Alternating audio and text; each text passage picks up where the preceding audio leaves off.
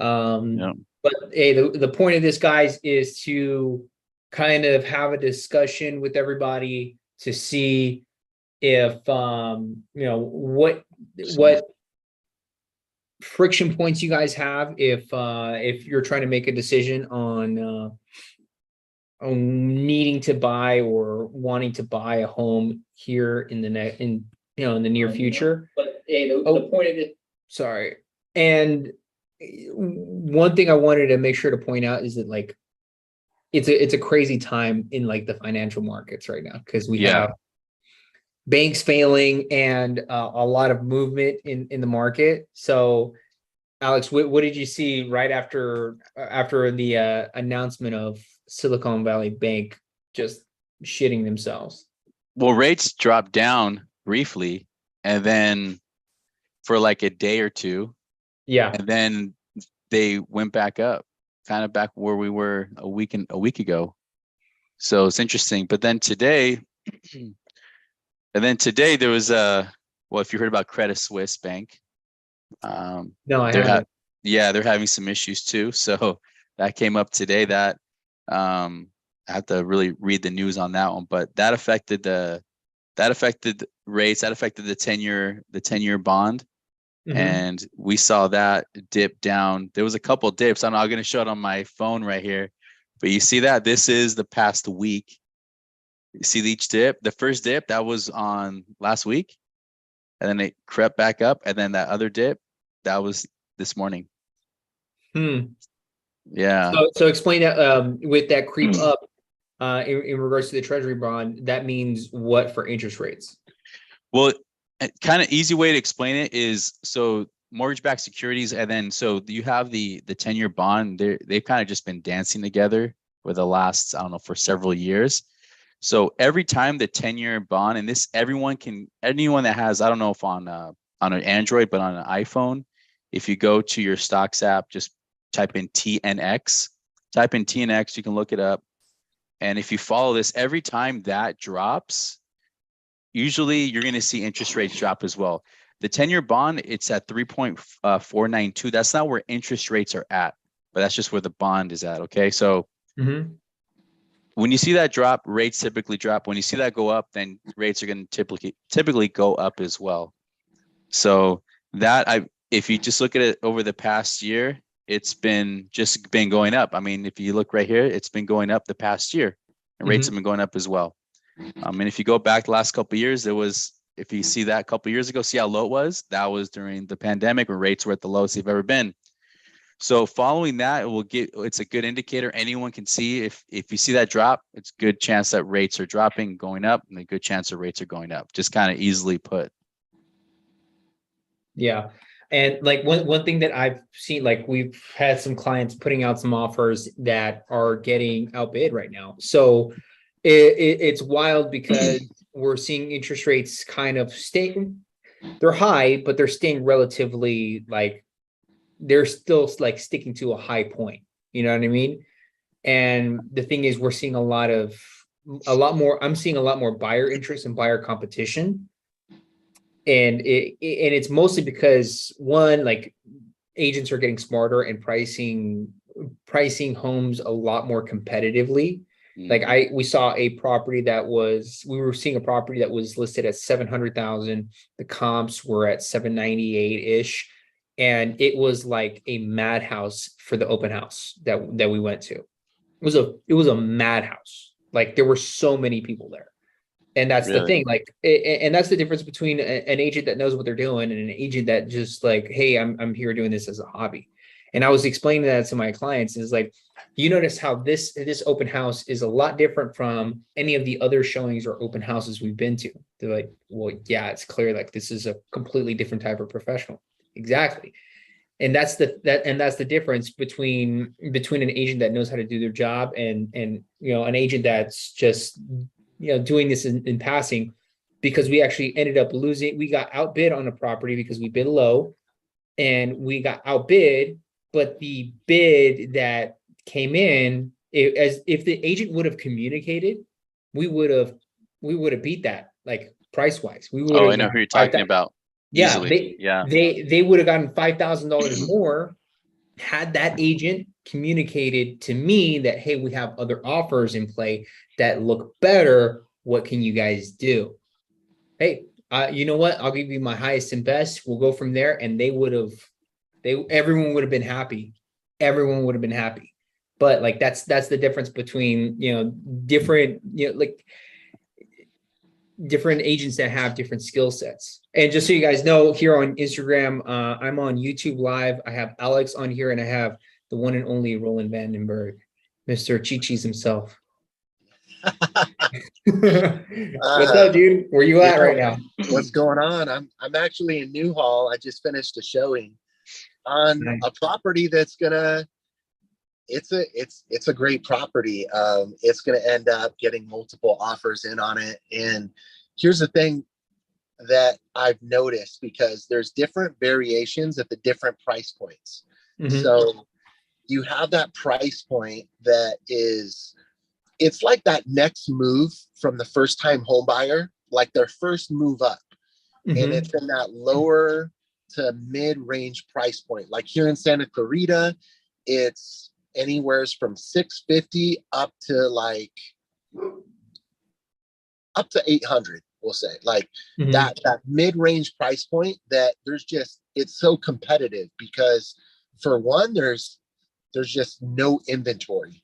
So you have the same pool of buyers that are all fighting for that property. And then you have the other buyers that maybe bought their first homes in a condo or townhome that they just outgrew them. So of course, they're not going to be able to afford that higher end price point. Like in Santa Clarita, I think the average is like up in the high nines, actually, when you look at it. They can't afford that. So the active inventory that is out right now is in the 900s. Yeah. It's wild. It's wild. But the thing is, the average sales price is closer to, I think, 800,000. Yes. Yeah. Yes. So it's wild because of that disparity. That's a big difference, man. Like if you're looking at the average of a market, that's massive. Yeah. Because look at the mortgage payment, Alex. So tell us right now, what does a mortgage payment look like the thing with Santa Clarita is a lot of neighborhoods, a lot of properties have what's called a Melrose tax. And for those that are watching that don't exactly know what that is, this is a tax that is put in place for brand new developing communities, because anytime there's a brand new community that's developed, they have to put streets in, they got to put parks, green belts, a lot of times schools. And Santa Clarita is known for top tier schools. So that's a standard. So in order to fund this, the construction companies, they put a bond on the project, and then that bond turns into an additional tax that's called a Melrose tax. And it'll typically last for 20, 30 years, sometimes longer, and it just adds on to your tax bill. A lot of people, they feel kind of negatively about Melrose tax, but the way that I look at it, and the way that you want to look at it, is like you're getting what you pay for in terms of the school systems, like the neighborhoods, the communities. It's like next level. And another good benefit is it's a tax deduction. All Melrose taxes are tax deductible, so you're going to write it off. But anyways, what I was going to get at, Alex, let's say no Melrose tax, no HOA, what does just a principal and interest on $1 million price point, what does that look like today on average? Let's just say average FICOs. Yeah. You're muted. There you go. So $1 million price point with 20% down? Yes. Okay, so 20% down, $1 million. Let's see what that is.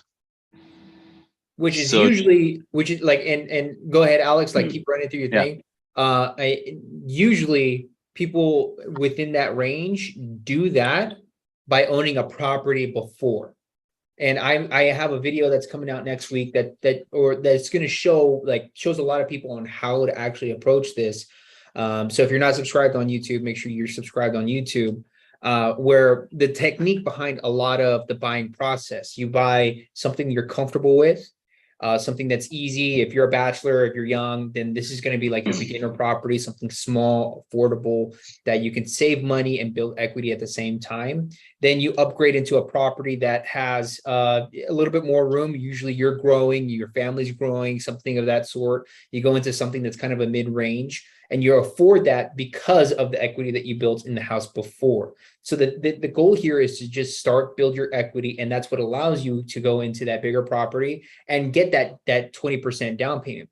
Because at that point, you're paying yourself, and you're actually saving more money by buying something that's a little bit cheaper, and you're saving money in that end, and you're also building that equity so that a portion of what you're spending month to month on that mortgage is actually going back in your pocket in the long run. So you save enough money for your closing costs on selling your property, the closing costs on purchasing your next property, and your down payment, and you're able to upgrade every single time. And that's what's going to get you into that $1 million property, that multi-million-dollar property. Yeah. I just told you the entire video just right there. There you go. So yeah, so with 20% down, if it's not a first-time home buyer, then it'll be about $5,600 a month, just the mortgage.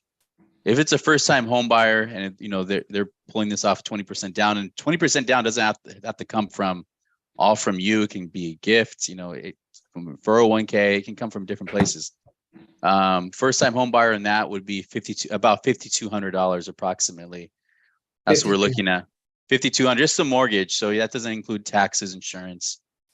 So that's where we're at right now. Obviously, a couple of years ago it was a little less than that. A year ago it was less than that. But this is where we're at now. And still, what you guys were saying, that people can't, they're submitting offers. They're getting multiple offers. I know whoever is watching this or listening to this, I don't know, whatever market they're in, maybe that might not be occurring. But in our markets, that's happening right now. It's a desirable.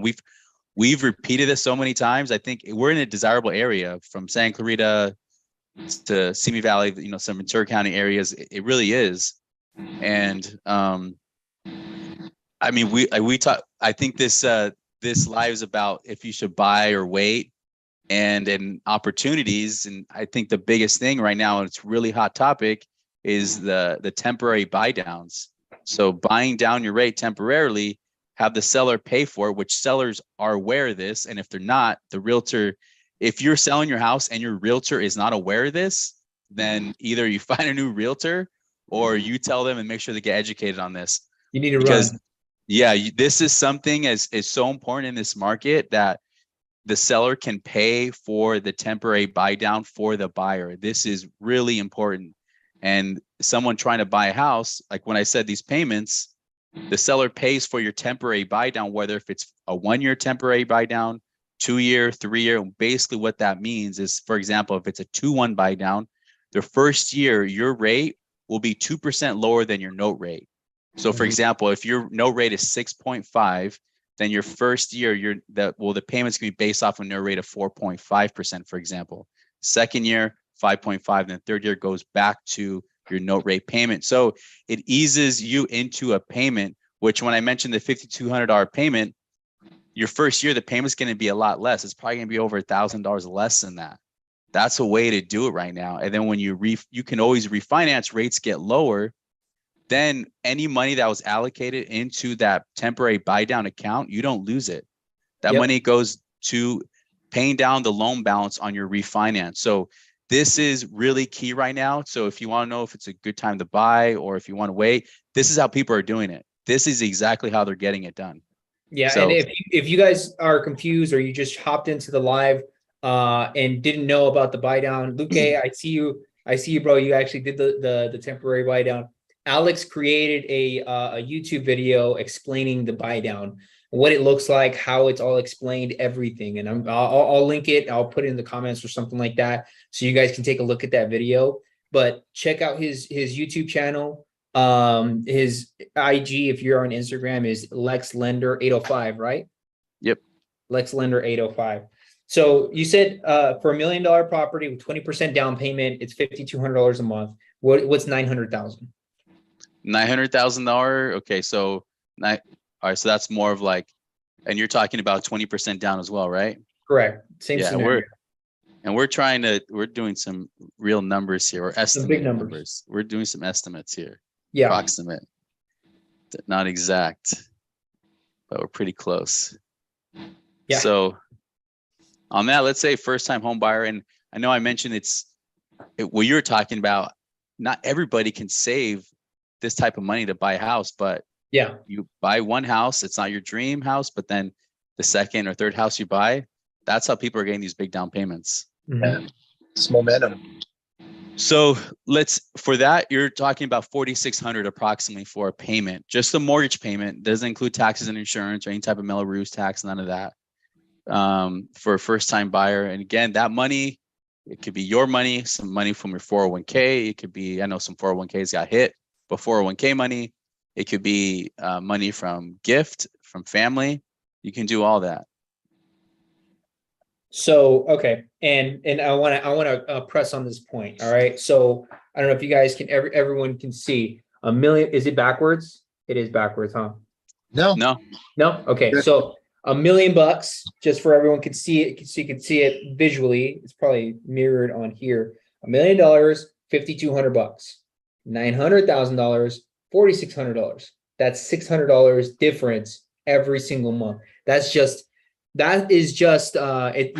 is backwards to you guys. I'm sorry. It is. So on Instagram. Got it. So that is just that's $100,000, right?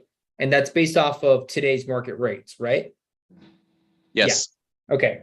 So let's say you bumped that $1 million rate, whatever it's at, let's say 0.5%, point, like maybe 0.25%. What is the difference that you would see there?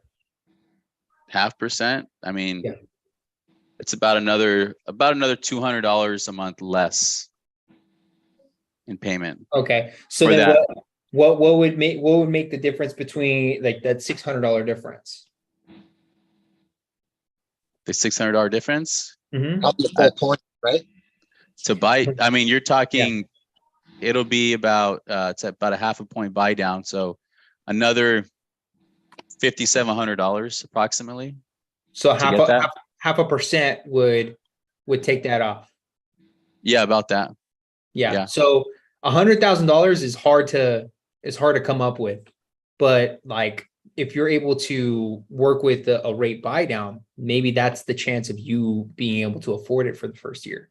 And that's a standard buy down. If you do temporary buy down, then your payment goes down even more. Mm-hmm. My bad, guys. So like on Instagram Live, it was backwards. My bad. But Well, Danny, you can write backwards, right? Yeah. Totally got it. Yeah, in the video I did, in that YouTube video for the temporary buy down, I break it down. I have a whole calculator, and I give a number, and you'll see the difference in payments. And I give an estimate of a rate. That's not where rates are at, but I just did the estimate, and you see how much the payment goes down. So if anyone wants to know how the temporary buy down works, check it out. And it really changes the way you look at your payment, because you're like, okay, is if someone's going from like a $3,000 rent, right? And you're going to a mortgage that's $4,600. Like, man, that's a lot. Yeah, but if you do a temporary buy down, let's say your payment now all in, let's say it's $3,900. So it's not such a big jump. And then the next year goes up a little more, so you're easing into it. It makes a huge difference. I wasn't a fan of these. Even in the video, I said I wasn't a fan of these years ago. This isn't new. This has been around for a long time. I think it was like 10 years ago when when they've been around for longer than that, but we were going to offer these, and that lasted like a month, and then it went away. And just with the rates where they've been at and where the market's at, this is, it's even then when they brought it out, I wasn't really big on it. And I started learning more about it, and I saw the opportunity, how it opens up, and that sellers are willing to give so much money. So it's huge. Yeah. And my bad. We have a question right here, and I wanted to get to it because it's been on there for a while. Keep your thought rolling. Are buy downs difficult to qualify for? How does that work? So you need to qualify for the full, like, there's two different buy downs that we're talking about: the temporary buy down or just the note buy down. Okay. A note buy down means that for the life of the loan, you're buying down the rate. So you, like, the qualification is based off of the rate that you buy it down to. The temporary buy down, you need to qualify for the current full note rate. You need to be able to afford it. So, like, let's say the note rate is 7%, and you're going to be buying it, doing a 2-1 buy down. The first 2 years are essentially just discounted. It's a break for you. And then on the third year, you need to be able to afford that.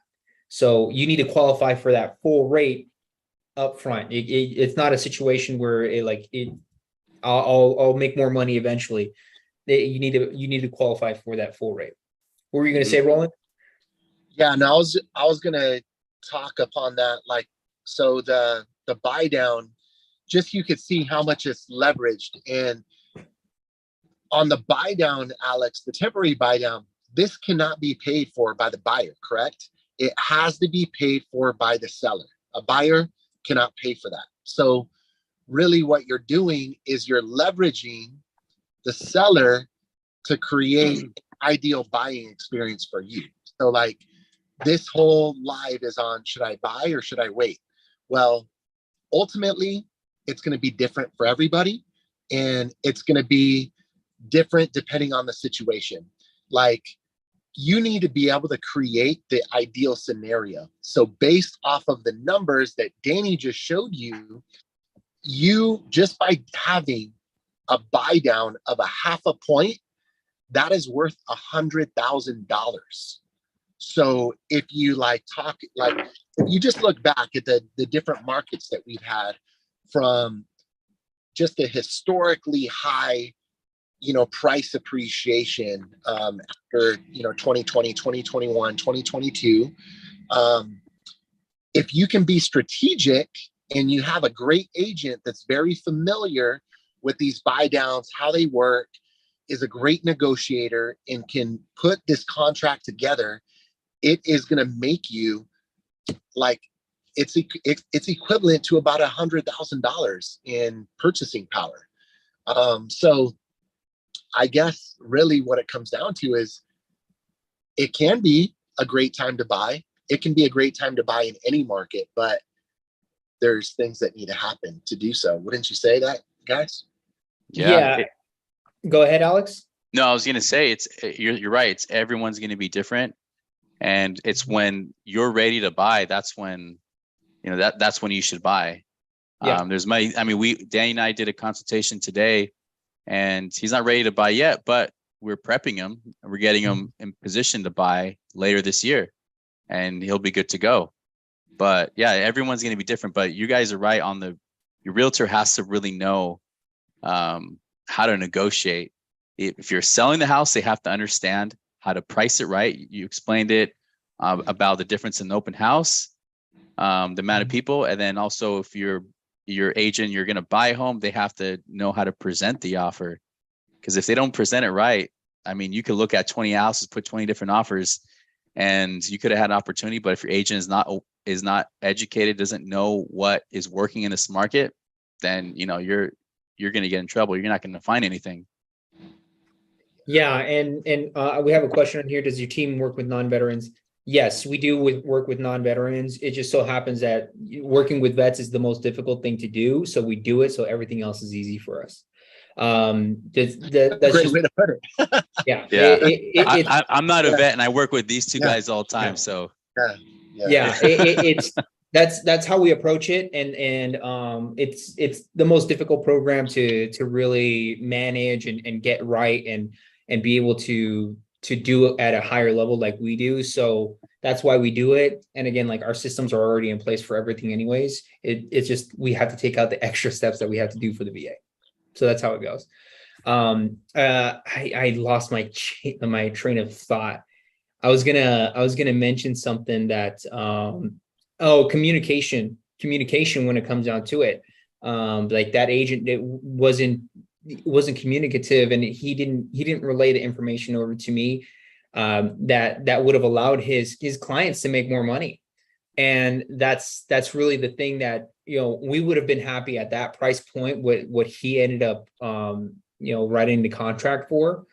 And he would have made more, like, it would have been such a streamlined process. And I'm pretty sure that they would have appreciated our buyers just a little bit more, just because of just the situation that it was in.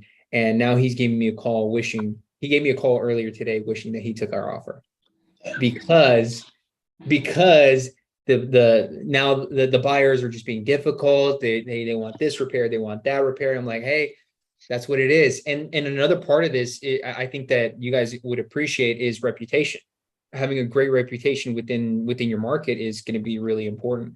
I know I've looked at offers from agents that didn't have a great reputation, and I relayed that to my clients before. Like, hey, I've worked with this guy, kind of shady, but here's all the information. I'm pretty sure he can get it done, and I could fill in the gaps if that's the offer that you want to accept. But I'm just letting you know my experience with this guy. Yeah, and that's a really big thing in the industry too. If you don't have a positive reputation within the industry, it might be a situation that your offer just doesn't get accepted or doesn't get looked at all. Yeah. So you need to make sure that you're tuning into that as well. Yeah. One thing I want to highlight before, this thing gets wrapped up is, if you look at, like, we've had a lot of ups and downs in the market. It is, if you look back at one of the worst markets, one of the worst housing markets that we've had, the 07, 08 collapse.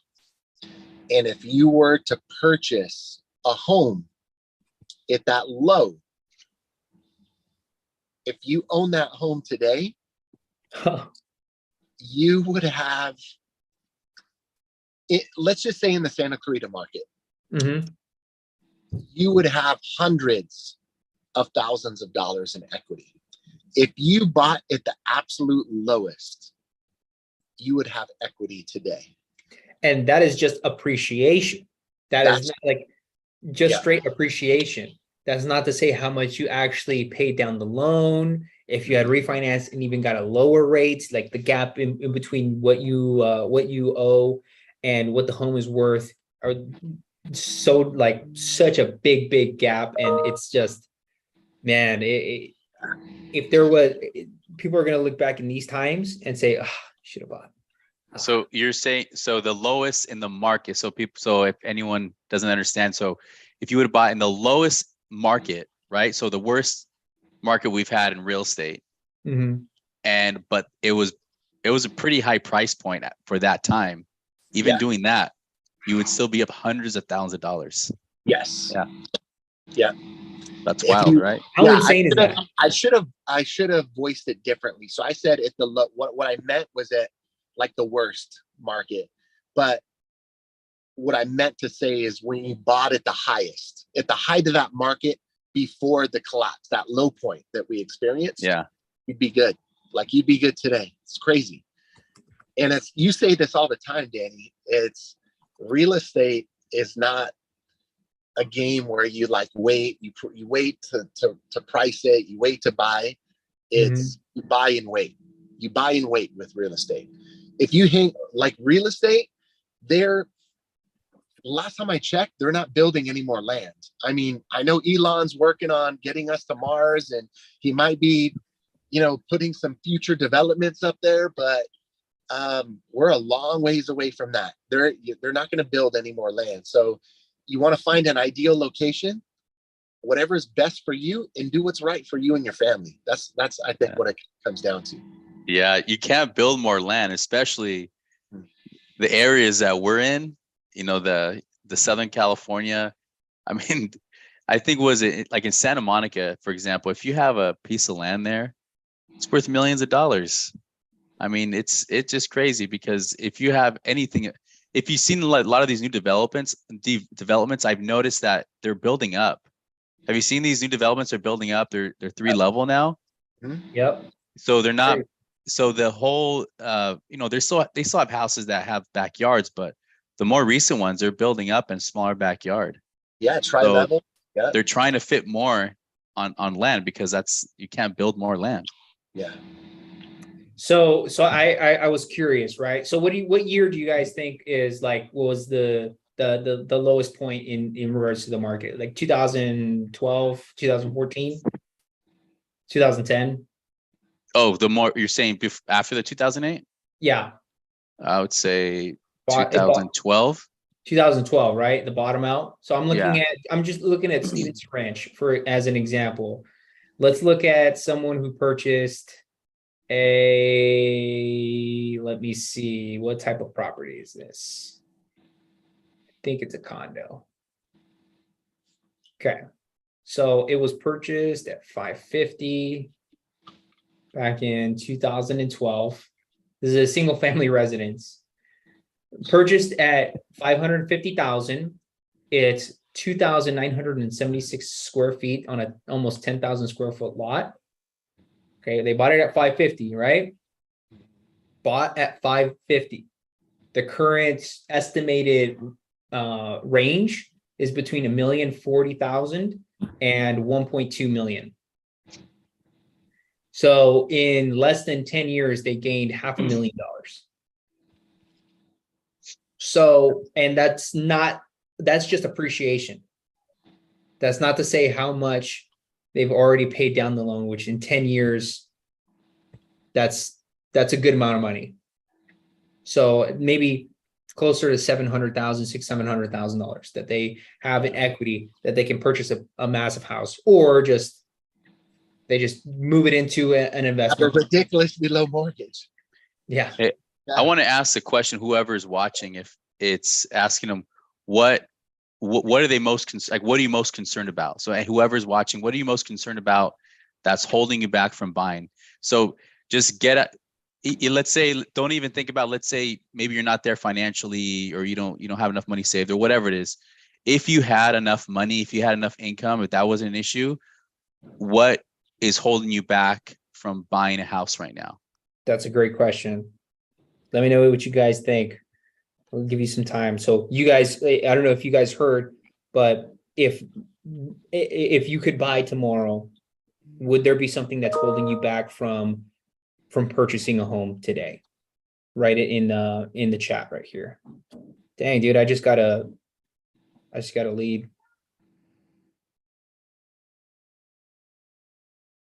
So what is one thing that you feel is holding you back from moving forward and purchasing today?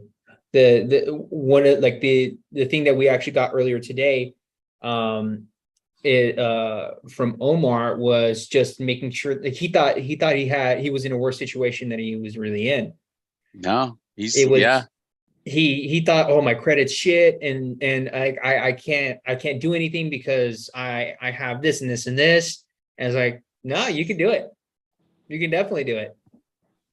It's more location wise, like where he wants to be. That's the thing. Okay, so Saint.ring says, nope, just cash on hand.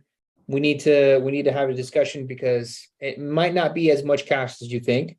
We got another one, concerned about large drop in value after closing.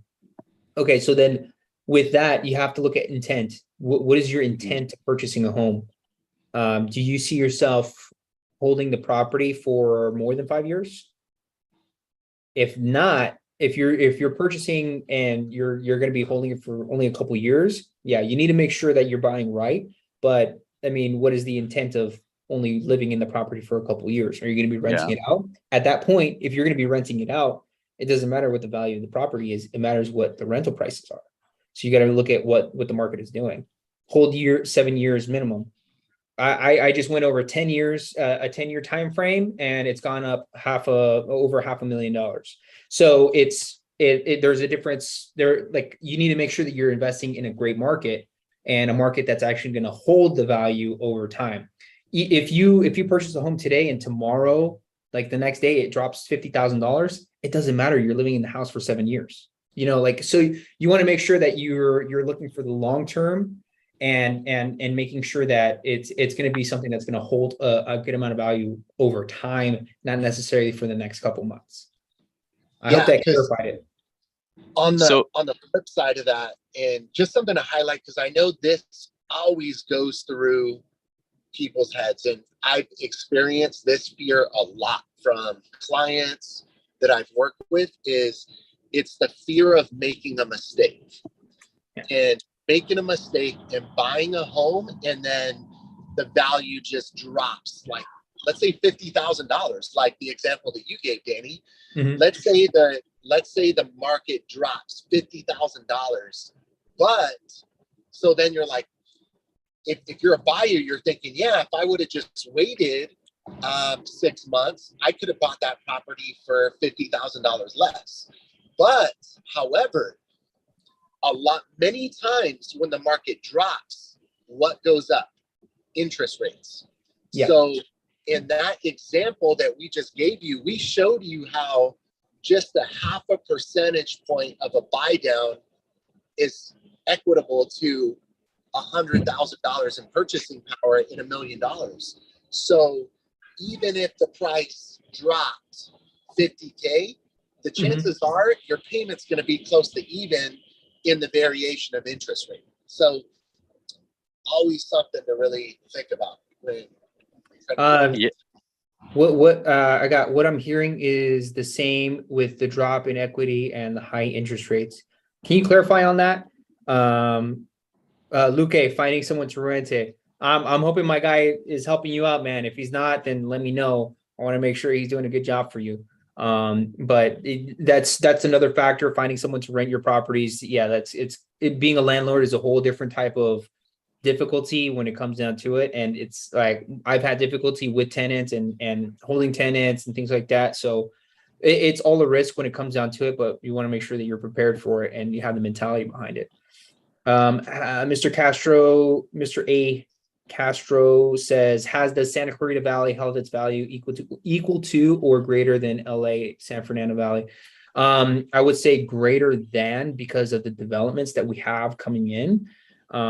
We have 5 Points, we have Skyline, Castaic is coming up, so there's a lot of development in Castaic. There's an influx of people going out there. Yeah, and it's just such a heavy amount of development, because there's a lot more people that value property and staying at home, and there's a lot more opportunity for people to work from home.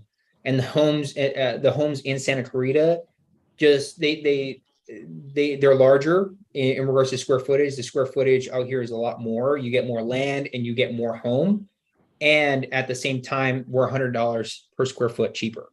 So the perception is that it's more expensive, but the perception is a little skewed because you get more square footage. So it's like you're getting two different things at the same time. If a mortgage is I hope that answered your question. If a mortgage is $3,500, what do you guys estimate the minimum income would be? So Alex, you want to answer this one? Yeah, it depends. Let's say what you want to do, say, for example, if it's conventional, then you can't go above a 50% debt to income ratio. If you have good credit, if you have lower credit, then it's going to reduce, but it's 50%. So if you're making $10,000 a month, then the max basically is say you cut that in half, $5,000. That $5,000 has to cover your mortgage, any other debts you currently have. So credit card, auto loan, personal loans, student loans, stuff like that. Utilities don't go into play when it comes to qualifying you.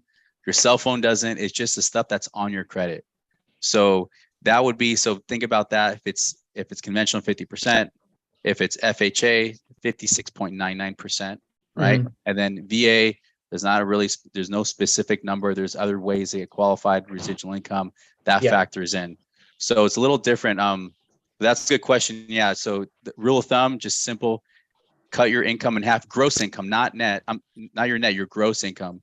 Get half of that, and then you use that dollar. So 3,500, say $5,000, $3,500. That means you have $1,500 to use. That's for your for any other debt. And if it's less than that, then you're within range. Yeah, I hope that answered your question here. He said 3,500 including PMI and taxes. We usually assume Yeah, that that's the case. everything all in. Yeah. So I wanted to kind of Um, cover a little bit what Roland said, and that about the fear of making a mistake. That's huge because it was the other way around where people had FOMO and everybody was trying to buy a property.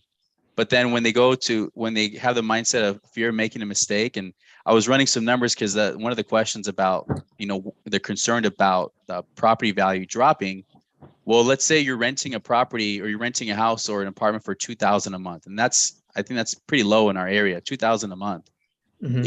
If you rent for 10 years, because we talked about appreciation over a 10-year period, that's $240,000. $240,000. So you have to really think so fear of making a mistake, and that stops you from buying a house. But think about the $240,000 that you're paying for rent. So let's say even cut that in half. Let's say it was $120,000. If you rent for the next 10 years and you leave that place, you're going to walk out with nothing. But let's say you buy a place and maybe budget's a little tighter, you live a little tighter, and over the next 10 years, you gain $120,000 and you're like, you know what? I'm going to sell the property. You walk out with $120,000. So think about the fear of making a mistake, because that's going to be even bigger mistake. Because anyone I've talked to that they've owned real estate, and you could ask anyone that's ever owned real estate, and you guys have heard this, people that say, oh, I wish I wouldn't have sold that property X amount of years ago. I would have $100,000 more, or $1 million more. So the thing is with real estate, you hold it. We've been saying it the whole time is you hold it for a long period of time. If your goal is to buy a house and live there for a few months and sell it, then it's not your time to buy. But if you want to, grow your family, and be there for 5, 6, 7 years, then you're gonna come up on top no matter what, paying down the loan and also on the appreciation of the property. Yeah. Yeah. Amazing. Yeah, it's Man. Amazing. You didn't work with Luke with me, did you? That was Dean. yeah over here. Yeah. Yeah. Someone's asking how long. It's been months. How long since he's closed? It's been a few months. We have certain areas in Santa Clarita that are actually appreciating in value still. So he's in an area, he's in like a Saugus Canyon Country, like on the borderline of Saugus and Canyon Country. He's in the hills there. And we got him a killer deal because he did the 2-1 buy down. This is another thing you want to make sure your agent is a good one, because the listing agent didn't see that and agreed to it, and then he had to pay for it. So we got him the 2-1 buy down, and then he also got a $20,000 discount on the property. So he ended up getting like close to 40. No, with our credits, because he's a veteran, he got close to $50,000 or 40 something $1,000 in regards to like just a discount. Yeah, it was December. Yeah, so it's been a couple months. So he got a pretty good deal. Anything else you guys wanted to touch on? Any questions anyone has? Anything that's holding you guys back from moving forward?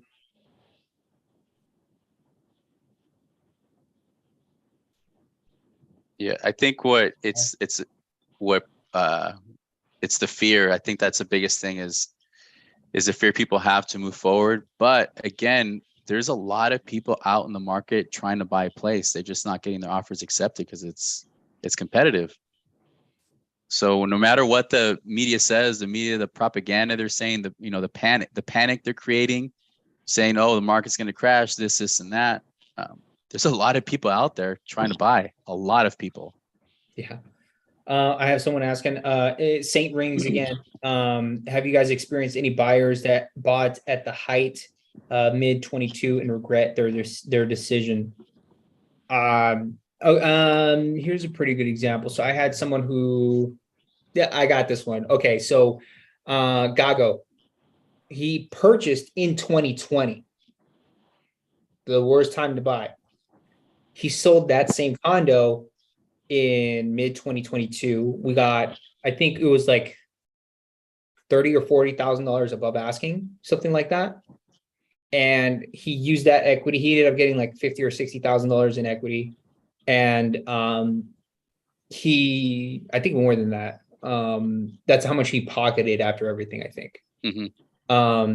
Then he purchased a second home, the home that he's living in now, and it's going to be a home like they're going to live there for like forever. I'm hoping it takes longer than 2 years for them to stay in the house, and that they don't sell it after 2 years. But So yeah, I don't think I bought in January of 2022 at the that's right. Oh, that's right. pretty much at the height of the market. I bought at 1.150. My home today, if I were to sell it, I would break even. So I've been in it for a year. I haven't really had any equity gain, but at my rate, I got a 2.25 rate, and it's just like my mortgage is just ridiculously low for that price point. Like if I were to purchase at today's rates, I'd be paying like $2,500 more a month. I wouldn't be able to afford that. But on the flip side, just like kind of Alex broke down, you got variation. So you got higher or lower price points mixed with higher or low interest rates. What all comes down to is you want to look at the payment and what's comfortable for you and your family, that budget. That's what's most important. Like, and let's say, so let's say worst case scenario, you need to rent the house or you need to move out of the house, right? Worst case scenario, with the rate that you have, would you be able to rent it out and make money? I would be able to rent it out for market rate. So I wouldn't be cash flowing, but I wouldn't be losing money. Yeah. So then you can wait out the time for you to be able to gain the equity and be able to make a profit off of the equity. If God forbid you need to move out of the house, and that's a great scenario to be in. So like there's a solution to a lot of things. When it comes down to it, we got another question. Townhome versus single family home in Santa Clarita. I see lots of townhomes. Will they appreciate as much as a single family home in similar price range between 750 and 850,000? So will they appreciate? If your intent, it goes back to intent. How long are you going to live in the property? More than likely, yes, because the townhomes we see in higher demand. Like townhomes get swept up really quick because people want to be in Santa Clarita. They really, really want to be there and live that lifestyle. And with that, you get the equity gain, you get the competition and everything like that. So it really depends on your intent of the property. If you're trying to go for appreciation within the last buy now or wait, I think when you're ready, buy when you're ready. When it comes down to it, appreciation, we'd have to look at the specific neighborhoods that you're looking for. You want to look at the type of property that it is. We sold a property a couple months back, almost a year back, I think, close to it. It was a 3-bedroom home in a 4-bedroom neighborhood. So it took me a while to actually get that listing sold because of the fact that it was just the wrong house in the right neighborhood. Like it was too small for what people were looking for in that specific neighborhood. So you want to make sure you're looking at those types of things and making sure that you're capitalizing on your investment. And that's really the best way I can approach it, because the market gradually goes up in succession in regards to like the townhomes and single family homes. People prefer the single family homes, so they'll fight for that a little bit more.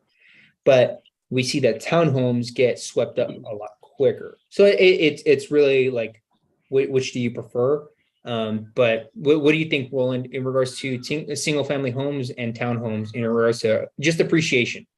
Yeah, so it's a great question.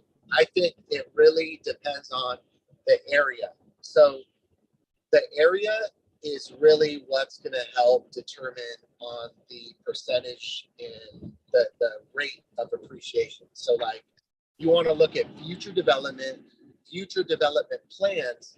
This is where it's super important to be working with the subject matter expert, someone who has their finger on the pulse of not only the real estate market, but the local communities, because they're going to know what type of future development, new developments, because here's what's freaking crazy about real estate. Something as little as a brand new Starbucks can appreciate a neighborhood by ridiculous amount. Just a Starbucks.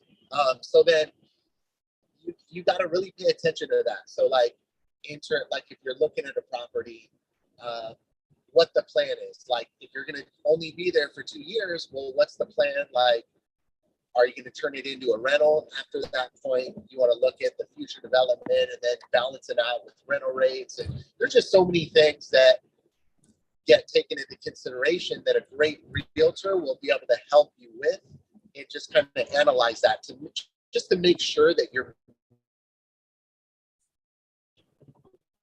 He cut off there, but yeah, I just to kind of play off what he was saying. Let's say, sorry, you cut off a little bit. You just got back on, man. Let's say there's a difference between Canyon Country and Valencia, for example. If you purchase something in Valencia, it's going to be in higher demand. If you purchase something in Canyon Country, it's not going to be in so much of a high demand. So that's part of what he's saying. You got to look at the neighborhoods and what you're investing in. Like if you're looking at 5 points, you're going to appreciate a lot more in 5 points than you will in Skyline. And it's not because the Skyline isn't great. It is great and it is awesome. It's because of just what's around Skyline. If you go to the bottom of the hill, you're hit by a lot of apartment complexes, condo complexes that's really congested, and there's not a lot of development there. So with that, it's in less demand because of the infrastructure that's there. Plus, it's right next to the 14 freeway. The 14 freeway is not as drive friendly as the 5 freeway at times, just because everyone from Palmdale, Lancaster comes down on the 14 freeway. There's no one north of the 5 that's coming down and causing all that traffic. Granted, you have the big rigs that are coming up and down the highway. So you do have that from time to time that causes congestion, but that is perceived as the better side of the Santa Clarita Valley. So you want to make sure that you're capitalizing on it.